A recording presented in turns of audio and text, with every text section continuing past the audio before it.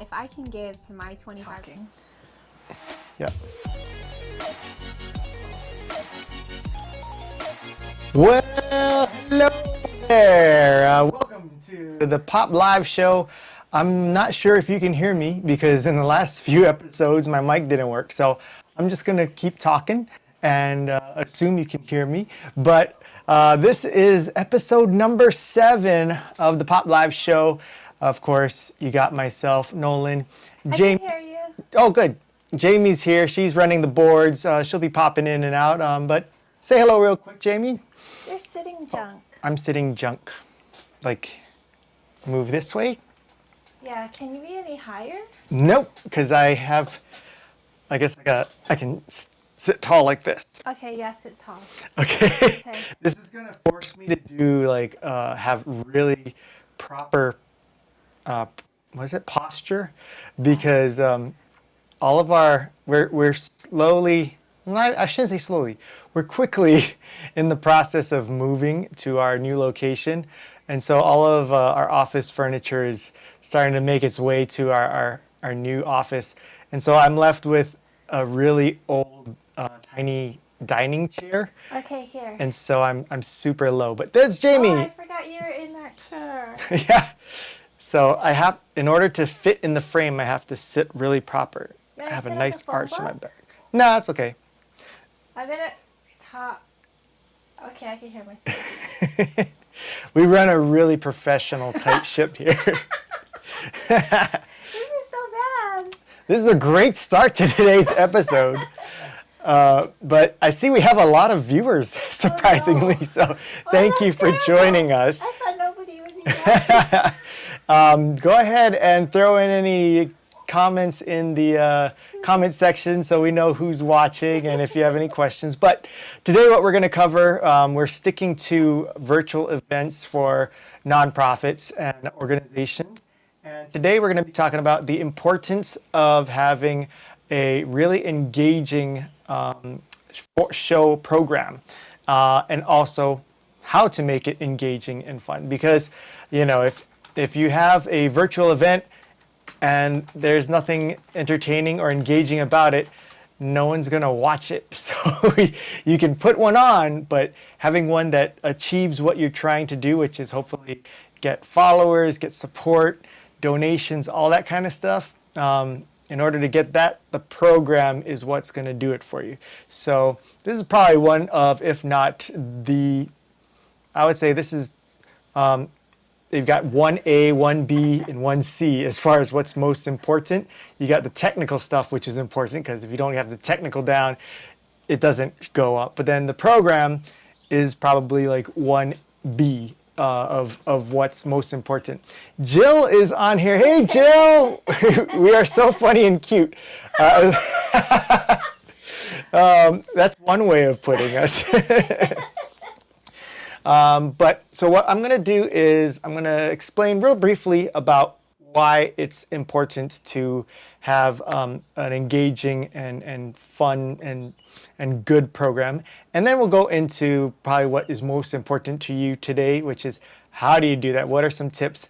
I'll share some examples of things that we've seen and things that we did for some clients and stuff. Give you some ideas, because the bottom line is everybody's organization is different. So every event is going to be different as well. So it's not so easy just to say like, hey, everyone do X, Y, and Z. So instead, we're just going to give you some thoughts, ideas, suggestions, examples, and that can hopefully help you at least start to formulate what you want to do for your event or get the juices flowing in your brain. All right? Let's go ahead and start with why it's important to have an engaging program. So, am I supposed to come on now? Yeah, let's have. So, I told Jamie it's really hard when I feel like I'm just talking by myself. So I'm forcing Jamie to come on and be with me on screen. And from what we've heard, people really enjoy seeing her. So instead of it just being me, I'm forcing her to be on here too. And look at that face. Why wouldn't you want to see her on here? And you'll notice that we didn't plan this, but we're wearing matching colored Oh, shirts. yeah. So And there's my pajamas hanging in the background. again, we're running a didn't very dry tight yet. ship. But we also got to give kudos to Jamie for not only showing her face on here earlier and for longer periods of time, but she's also wearing a different shirt for the first time. I think this is the first episode she's not wearing her turquoise tank top. So this is a day of firsts for us all. So we wanted to talk about the importance of having an engaging program. And so, and Jamie, you can, I think, I'll start it off, but Jamie probably is way more critical about this. Like, I feel like I know what goes into creating an engaging program from the aspect of emceeing it, because I've emceed so many in-person events and now virtual events. But Jamie, from the producer's side, she's always, and the creative side is always conscious of why does it matter to the audience? Like, why would they choose to watch or participate in your event versus doing something else, right? So we'll kind of talk from both sides of that. So for me, when I say having an engaging program, when you're doing a virtual event, you have be like a small finite amount of time to convince your audience to sit through and watch your whole show. So however long your show is, whether it's half an hour, whether it's an hour and a half, that's a commitment of time for your audience. And within the first, I would say probably 30 to 45 seconds, they're going to determine if they're willing to sit through the whole thing or at least watch a little longer to I see think what's it's going on. longer than that for these. Really? Because they're making a choice. Like I think for something that shows up on your Facebook feed, Mm-hmm. it would be fast like that. But I think somebody's like making a choice to click on a virtual event. That's true. That's a good Like point. it's they made an appointment because they want to watch it, so they'll give you a little longer chance. So the difference between what I was thinking of and what Jamie's talking about is if you have a live audience that has committed to setting aside time on their schedule to watch it, like, yeah, what Jamie said is exactly true. What my experience has been like with my shorter attention span is if I'm watching the tape delay. So like if I'm watching the replay of it, I have the ability to fast forward and skip through things, and that's kind of how I've been ingesting things. But correct, if it's a live event that I want to watch live and participate and engage in the chat and stuff, yeah, I would say that you have more time to get people to buy in, but it's still like really important that first chunk of Yeah. time. If it's obvious to the viewer that this is going to be something that is going to be interesting to them, that they feel excited about, they'll stick around and they'll give you a chance. But one of the examples of I guess not necessarily an effective opening to a live event or virtual event is when like the beginning of it is spent on like a music performance that isn't necessarily, doesn't have an artist that is relevant or relatable to anybody or anyone cares about, and it's a song that isn't anything special to them, but they spend like 4 to 5 minutes of watching someone performing this song without explaining who the organization is, what the purpose of the event is, what the goal of tonight is, anything. It's just like, we're going to open up with a 4 or 5 minute number of someone singing, this song. That can really kill it because for me as an audience member and for many people, we want to know what the benefit of me taking this time out to commit to this event and stuff is, right? So especially if it's an organization that I'm not ultra familiar with, if I don't see what the relevance of what tonight is, who this organization is, I'm already starting at a low, and I'm trying to figure things out, and it's not that simple for me to get invested. Do you agree with that, Jamie? Yeah. And so as far as the program being engaging and such, it's one thing to get people to commit to saying, yep, I'm going to set aside time in my calendar to watch this, but it's another thing to get them to stay, right? So that's why having a really engaging and good program will get people not only to stay, but then also for them to connect with your message, which ultimately that's what you want to do, right? Is you want to convey a message to them, to connect with them so that they either are continuing to support you, finding new ways to support you, or they are new supporters of you. And what that support could mean could be anywhere from donations to spreading the word to volunteerism, all that kind of stuff. So just like how you would at an in-person event, like how many in-person events have you gone to where it's just like, when is this thing going to be over? And that doesn't serve your organization well, where they can be like, oh, I really love this organization, they're cool, but I can't go to any more of these events, man. These are awful. that MC is the corniest person in the world. That's pretty much it. I mean, it's pretty self-explanatory in my opinion as to the importance of a good program. So let's get into the meat, if you don't mind, of how we can create an engaging program. So as with many of our live episodes, we've talked about like what's the first step, what's the most important thing, and you're gonna be like, oh, again. And yes, it's the same thing.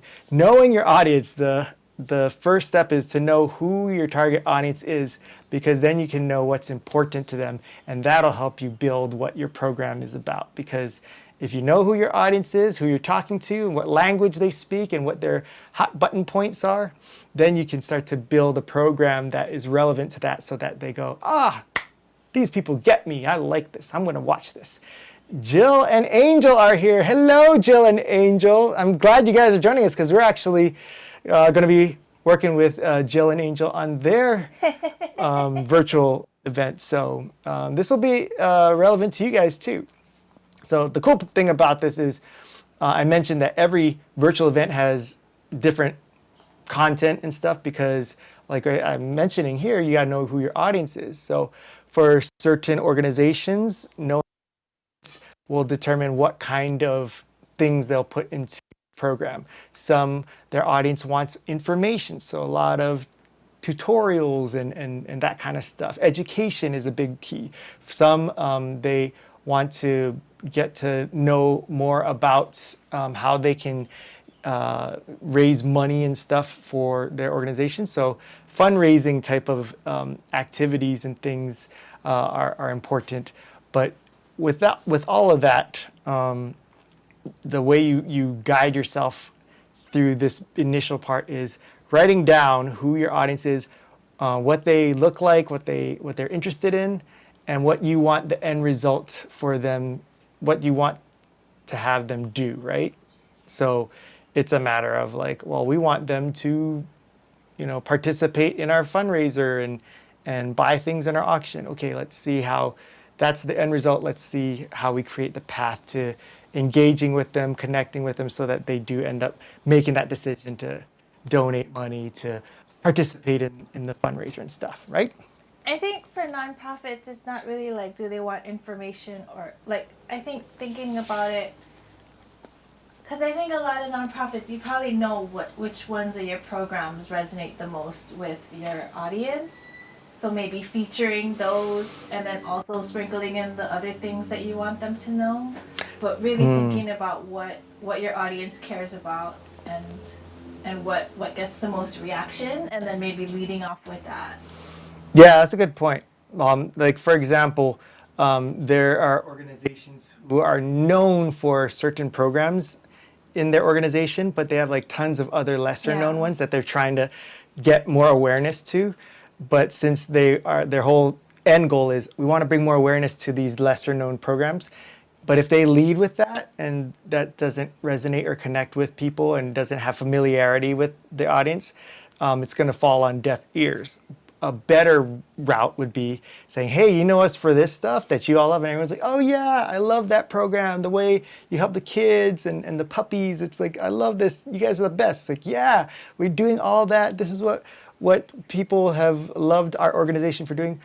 And on top of that, we're doing this other stuff. And they go, oh, I had no idea. Tell me more. It's kind of like that. So people want to connect first with what they're familiar with, what resonates, and then they'll be more open to new information and explaining about lesser known programs in your organization is new information. And as exciting as it is to you, it's a harder sell for someone who didn't know and that they had a need to know about these programs just yet, right?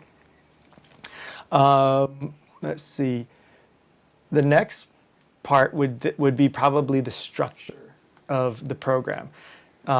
Having a lot of great stuff and content in your program is awesome, but if it's not structured in a way where it flows really well and keeps the energy consistent and things, could really affect the viewer experience for the attendees, right? So if you start off really low energy, like boring stuff, that just tone for the rest of it.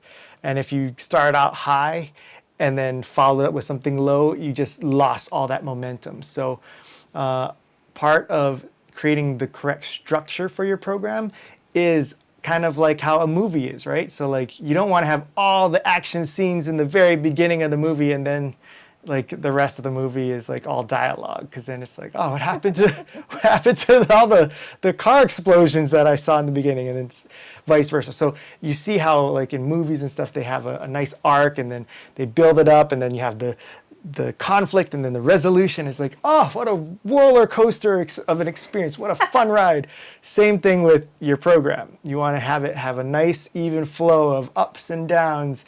You don't want to just oversaturate them with the sad emotional stuff so that they're just like so sad that you can't bring them out, and then afterwards it's like, hey, let's do a fun game. It's like, I can't, I'm so depressed, you know. I just watched Sarah McLachlan sing about these poor puppies in the shelter for 2 hours straight. I can't talk about Pictionary right now. So that's where, you know, we spend a lot of time with our clients looking over the program and making sure it makes sense. Jamie, you actually do a lot of this, so it'd be interesting to see your take. If there's anything that people should, because I can say, yeah, have a good flow, but you know, what is an example of that? So I know for us, like we always try to put in, say, like an overview video near the very beginning of the show, because, and when I say overview video, it's like a video that the organization, from the organization's voice and point of view, explains the mission of the organization, like the background of it, you know, why, what their why is, who they are, all that kind of stuff, and what part of the community that they're serving, right? And why is it that? Why do you think it's important to have that in the beginning, Jamie? I think it works for regular videos too. Like my boss a long time ago at an old job said, first you make people care and then you can tell them anything. So you want to have right in the beginning, give them why they care. And then you can take your time with the rest of it. Yeah, so I can't put it any better. Like if you can get them to care first, then you can tell them anything afterwards, right? So these overview videos don't have to be like super long or anything. I mean, you get to the point of who you are. And I would suggest like something that I would want people to really consider is I would say it's most of the time it's most appropriate not to do it like a scripted, when we're doing an overview video, to like have it scripted. I think especially right now in this day and age where people are just all about authenticity and being raw and real and unrehearsed, that speaking from the heart or having it, you know, just someone talking and sharing open and honestly is way more effective and builds that trust with you and the audience. So I know a lot of organizations, they want to be like, oh, we got to have it buttoned up right and it's said perfectly. So let's write out a script and I'm going to say to you, hi, here at Organization C, we do X, Y, and Z. And it's our hope that we did it. It's like they want to sound like they're proper and all prepared, but you lose that authenticity and that realness, especially with this audience who's like essentially inviting you into their home virtually through this platform. So we've seen, I mean, I haven't seen it work any other way better than when you have the representatives or the people in the organization talking, whether it's through a testimonial style interview or just even if it's live or whatnot, but just talking like as if we're talking right now, and you can just see that they really mean this what they're talking about, the program and the community and their why. When you feel like they're just saying it from the heart, then you believe it more and you want to listen more, I would say. So I think we're very biased with that because that's always been our style and what we're drawn to. mhm. But I do feel like that is more effective. But I think like if you're having problems with it and maybe like your team is resistant to it because they rather have the script written out, like I would watch different videos and see what connects more to you. Like watch it on your computer Mhm. and not watching like professional stuff on TV, but watch stuff that like local organizations are putting out because you can do scripted well, but that takes usually a professional. Like not a lot of people are good at delivering a script. Yeah, I think a lot of people just assume, oh, it's scripted, so I don't have to practice it and stuff. I just read it. It's harder. But you come across so much, like even for me as a professional MC and performer and stuff like that, reading scripts while I can do it, it requires much more effort on my part because I want it to sound, one, like I'm not reading a script, so that requires a lot more of a performance. But two, I also have to make it try to sound like it's coming from like that I would say that. Because the last thing I want is for me to talk to you like this, and then as I start reading a script, it's like, that doesn't sound like your voice because you don't say those kind of words or you don't talk in that kind of rhythm and cadence. You don't use vocabulary well. I don't talk good. So yeah. So that, I mean, we'll get off of this part because I think we killed this part of it enough. But even with the flow too, being wary of the emotions. Like I said, if you're going to go into like a serious thing, we don't want to just keep the energy level at this low, sentimental, serious part for too long because then you get stuck in there. So you want to even it out, but you don't want it to contrast so greatly where it's like, here's a really serious, meaningful thing, and then the next thing is, balloons and whistles and yay, whoopee. You just want it to make sense. And as you're going through the creation of your program, just imagine from the viewer's perspective as you're reading it and seeing it and flowing. Like imagine what their emotions will be during it and see if it makes sense, if it's an easy transition from one thing to the next, and just being conscious of that. I forgot to put my phone on silent. I think something else that is good is like to have, because people a lot of times are going to be watching it alone. Mm-hmm. So if you can have the MC function as like say you just show like a sad video and then have the MC come back and react to it. Oh, so that yeah. It makes the person watching by themselves feel like they're sharing the experience with somebody. Yeah. I as an MC from live events and such, what I used to do all the time is always recognize what happened before me. Because so many times, like for instance, even if it's at a wedding, right? And you watch either a really great speech where the dad's like crying like, I love you, my daughter. You'll always be my baby, you know, and everyone's like, ah.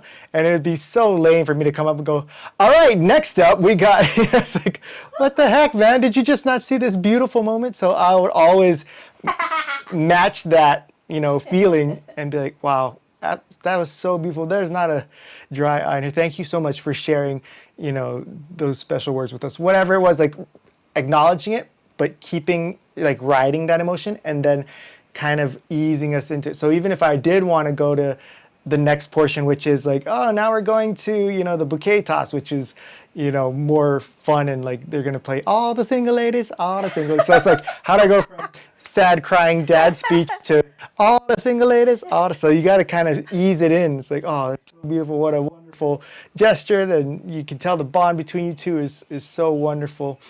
And now we want to go ahead and take things and turn it into a little different direction and go on with the continuation of our traditions. And this next tradition is the bouquet toss. And then so it's like, okay, now we're transitioning over versus, all right, thanks, Dad. Let's get the ladies out on the dance floor. Come on, where's that bouquet, right? So same thing with this is like when you're doing these virtual events, your MC and host, when they're cutting away from things, especially from videos like overview videos or testimonials, recognize them. Be like, oh man, I love, like we did one for Waikiki Community Center, and our MC did such a great job where we just showed like a testimonial of a gentleman who, you know, was so heartfelt in his appreciation for, you know, the organization supporting him and knowing his name and making him feel like he was respected, even though, you know, he felt like, you know, he needed to reach out for help, but they made him feel like that he could because they treated him so well. And that was a really meaningful, heartfelt, you know, video.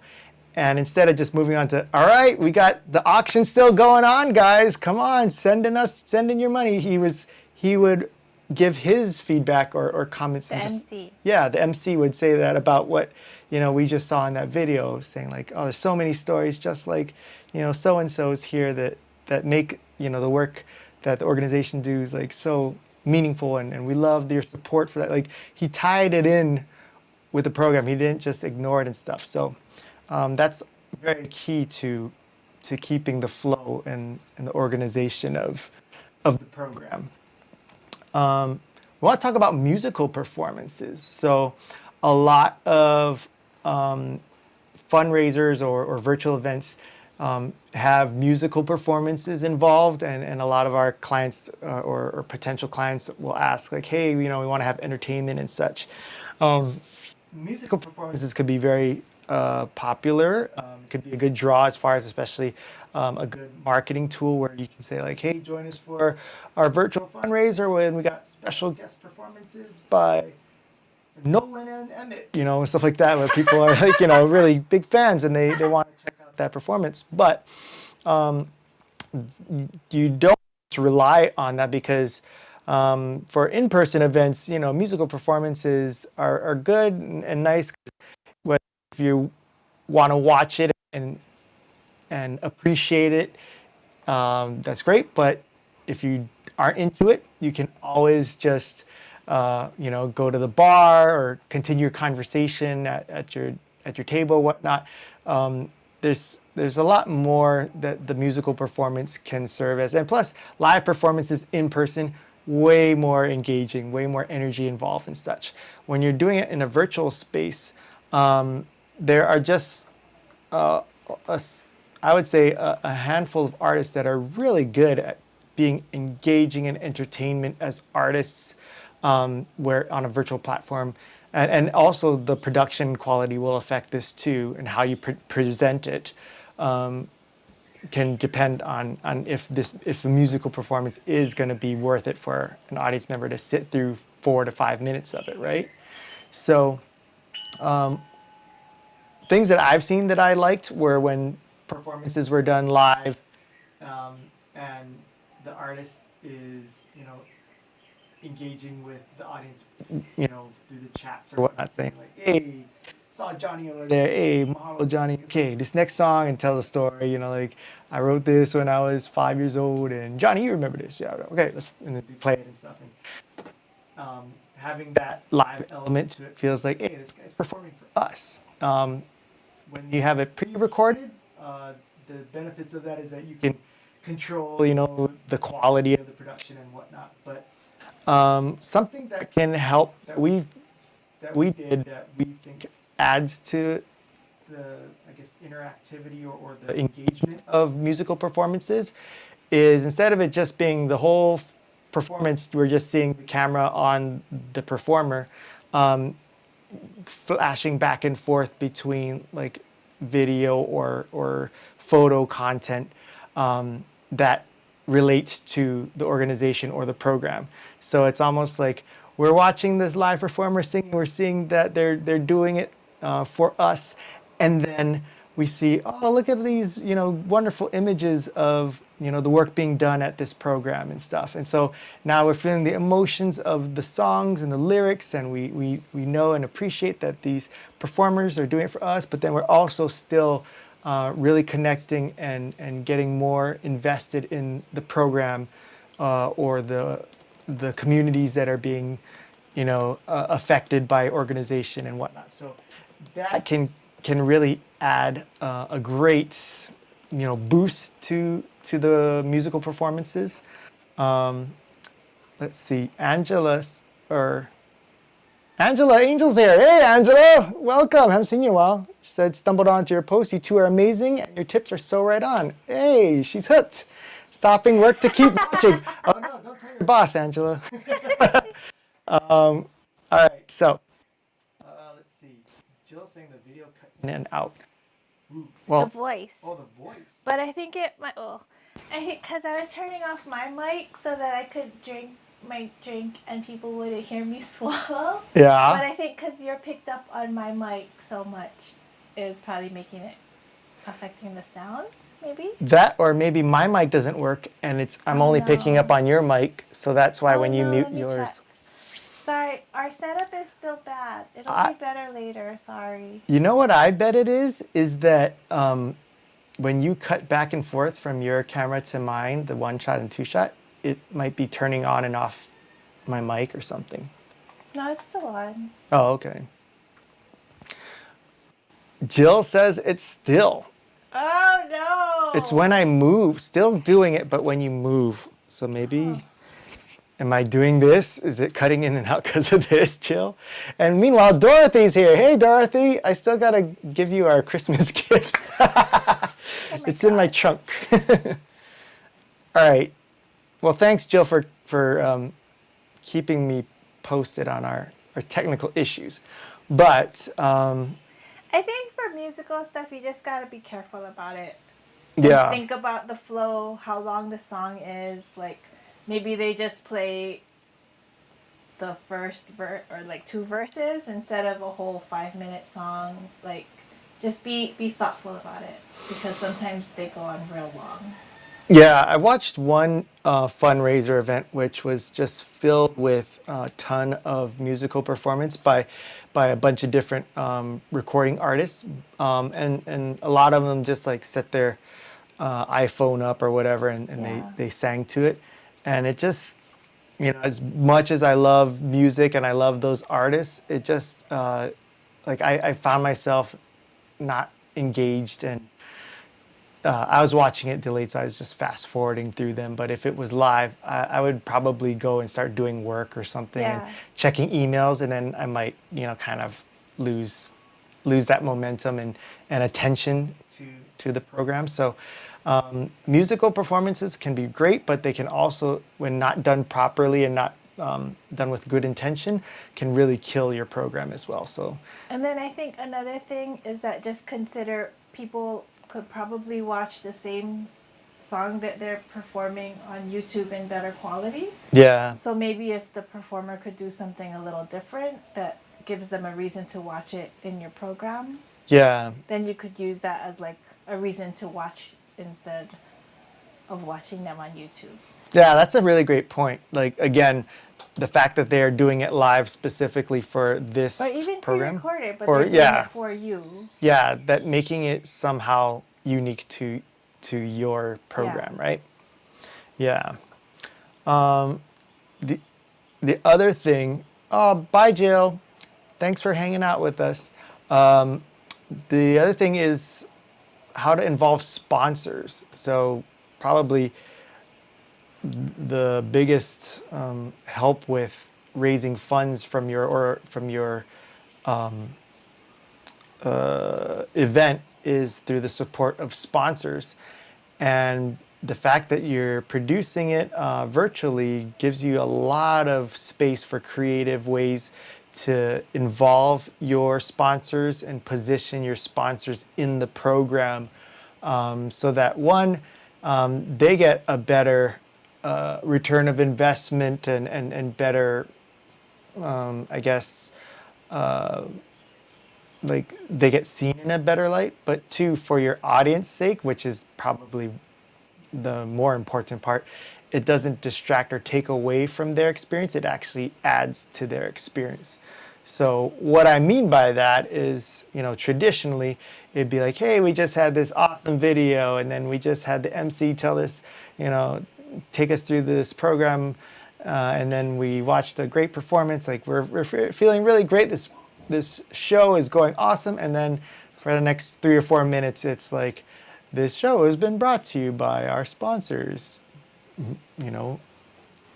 BCI company and XYZ company, and here's their commercial. And it's like, oh, just like how when you're watching a TV show, commercial breaks can kill you, right? Because you're like, how do I fast forward to this? So it doesn't do your sponsors any service by putting them in a position where they are looked at as like the drag of the program, where it's like, commercials again. And it doesn't do your audience any good to do that to them.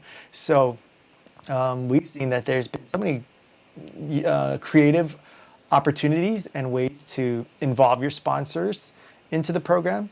So for example, one of the events that we did was they had like a restaurant as one of their sponsors and such. And instead of just being like, hey, I want to thank our sponsors, this restaurant, go down there for their specials on, prime rib tonight or whatever, we actually had them have their chef come on during a segment to not only share a little bit about what was on the dinner menu, but do kind of a little feature like imagine when you go to a nice restaurant and then the chef comes out after you've ordered your food and he presents you with your plate. And he's like, Oh, this is really bad. oh, what's really bad? It's cutting in and out real bad. Who, me? You, yeah. Here, switch this mic. Take this mic and give me your other mic. Sorry, guys. Sorry. All of our legit equipment is all over the creation. Some are at the old studio, which I was supposed to pick up, but I didn't have time. Some is at the new studio, which hasn't been set up with internet yet. And so we're kind of working with a skeleton crew. With our bad stuff that we wanted to stop using. So don't judge us on our poor quality. Like, this is what our events are like. Our events usually are better than this, I would like to think. But yeah, so let's take it to using the example of if you're at a nice restaurant and you order your food, the difference between your experience of the waiter just going, all right, here you go, sir, and they just drop your plate on your table and you're like, oh, looks good, I'll eat it, versus when they come out and they say, and monsieur, for your dish, you ordered the opaka paka. Now, it is sprinkled with a demi-glaze sauce, and we pan-seared it just to perfection, like all this stuff. And then by the time they finish, they go, bon appetit. And you're like, oh man, I can't wait to eat this stuff. It was awesome. And your experience of eating it was so good. So we tried to replicate that kind of experience because in this virtual event that we did, they had a food delivery portion in their program, and one of the sponsors was one of the restaurants that provided part of the dinner, and so we had the head chef come on and kind of do that, where it's like, oh, tonight's menu we have this, and he's interacting with the MC, and it was a really great, entertaining little segment. Turned out that the MC and the chef knew each other from small kid time and stuff. Like it was a a nice, easy, lighthearted segment, but it related to the program. The people at home with their meals now got this great explanation of the food, and now they feel even more excited to dig in. And the restaurant got far better, coverage and interaction through that versus just like, having their logo on and a little blurb like somebody saying, this portion is brought to you by this restaurant where you got, happy hour deals all through the week. It's like you probably don't get nearly as much of, engagement and appreciation from the audience. I think those right? sponsor things. Oh, I gotta turn. This is really hard. Here. Wait, no. I'm just turning off my headphone. Okay. Oh, this is awful. Sorry. Okay.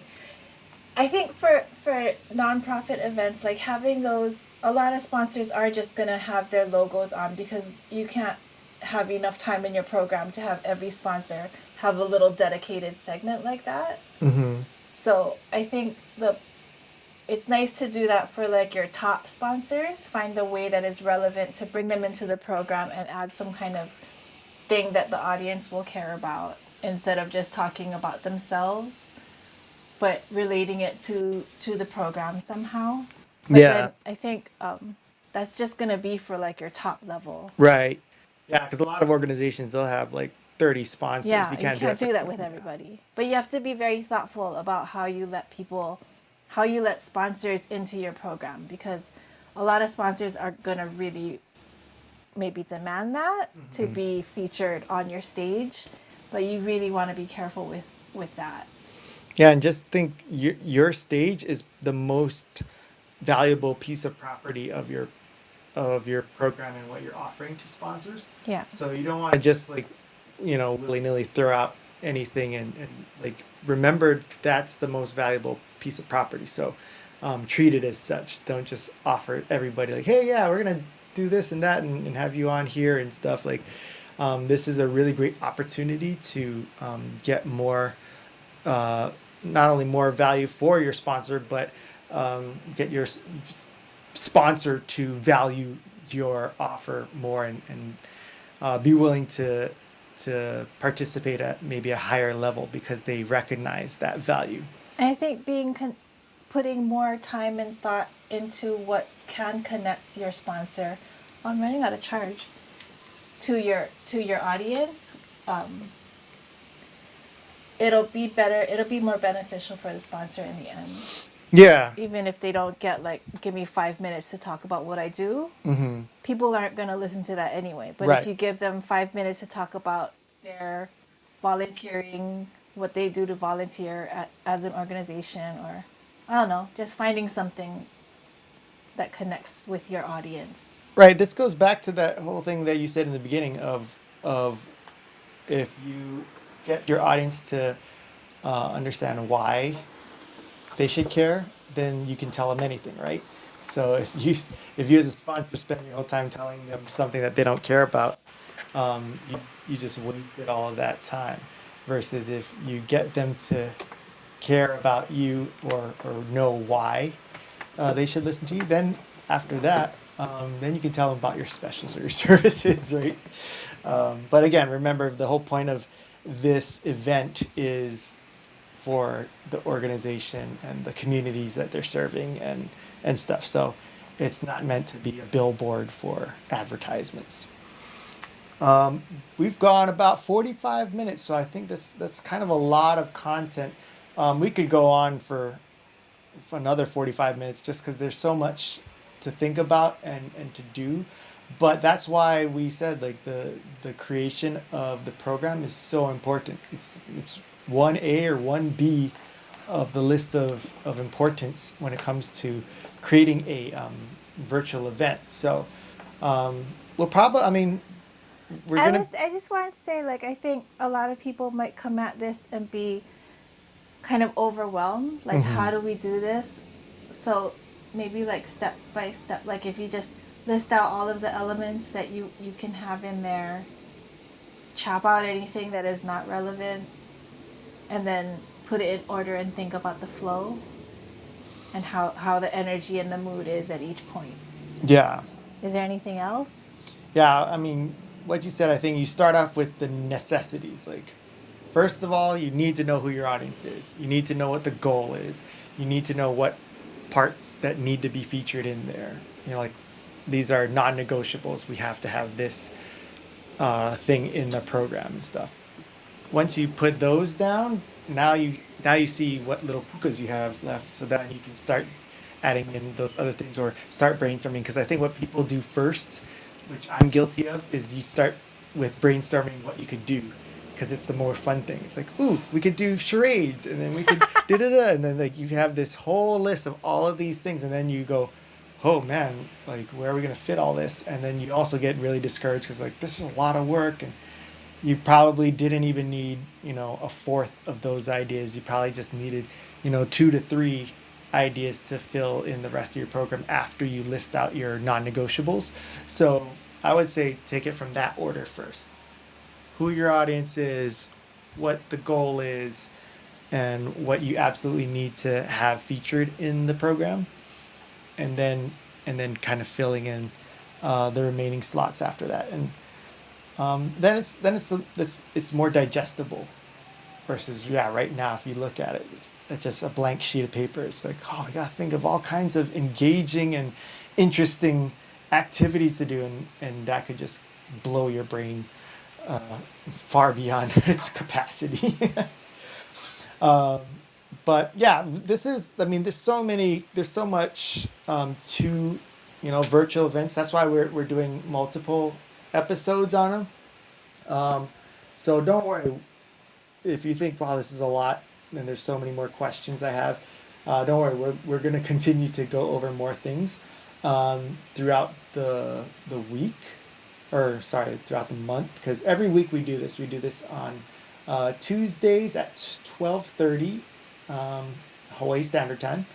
And sorry, I'm trying to see what next. Oh yeah. So next week's episode, we're going to continue on with virtual events, because it's such a hot button topic right now. And that's, I would say, 95% of my conversations with clients is about either the idea of doing a virtual production or a virtual event, or we are doing a virtual event. So that's why I'm talking about it so much these last couple weeks. So next week we're going to stick with virtual events, and we're going to be talking about the difference between live versus pre-taped, because you can do a virtual event all completely pre-taped, or you can have a mix of live and pre-taped elements, or the whole thing is live. So we'll talk about the differences and the pros and the benefits of each one, and help you decide which one is more appropriate for your organization.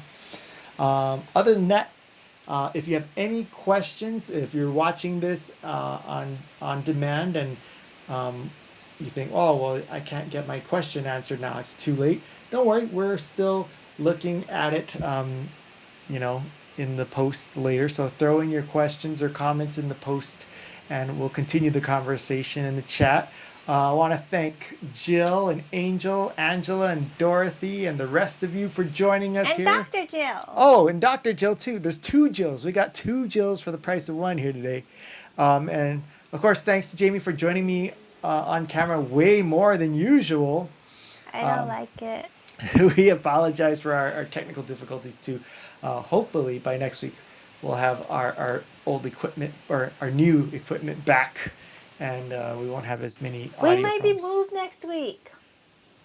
There's, I would say, an extremely good chance that next week we'll be broadcasting from our new studio. No more laundry in the background. No more laundry. I'll be in a regular chair. So if you notice, like I've sunk.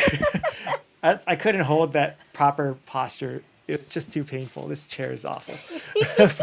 If you're wondering why I'm shrinking, it's not because I was shrinking with like fear. It's just my butt hurts. But anyways, we'll be back next week, same time, Tuesday, 12:30 Hawaii Standard Time, on both our Pop Creative Media Facebook page and our Pop Creative Media YouTube channel.